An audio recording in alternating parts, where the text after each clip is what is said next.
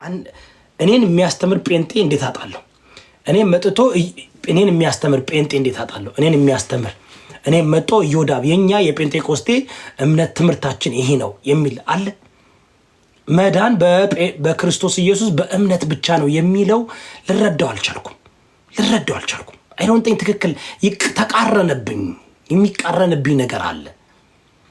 ልረዳው አልቻልኩም። ጴንጤዎች ከምር ልረዳው አልቻልኩም። ኦርቶዶክስ ተዋህዶ እንግዲህ መዳን በስራና በእምነት ነው ይላሉ።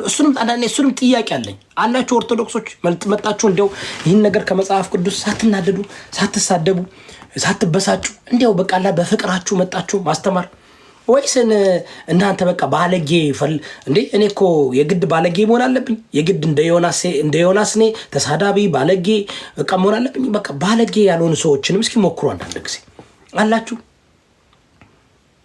አላችሁ የእስልምና እምነት ተከታዮች አላችሁ። አንድ ሰው እንዴት አድርጎ በእስልምና እምነት እንዴት ነው የሚድነው? መዳን የሚገኘው በእስልምና እንዴት ነው? እንዲያው መጥቶ ይሄ ነው ብሎ በቁርአናቸው በሐዲስ በተስፊር በቃ ማሳየት አላችሁ?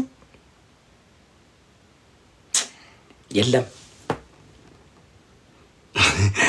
መዳን በመገረዝ ነው ይላሉ። አዎ መዳን በመገረዝ ነው ብሎ የሚያስተምሩ የአይሁዳውያን ትምህርቶች አለ የሉ። እስኪ ኮፒ ሊንክ አድርጉላችሁ።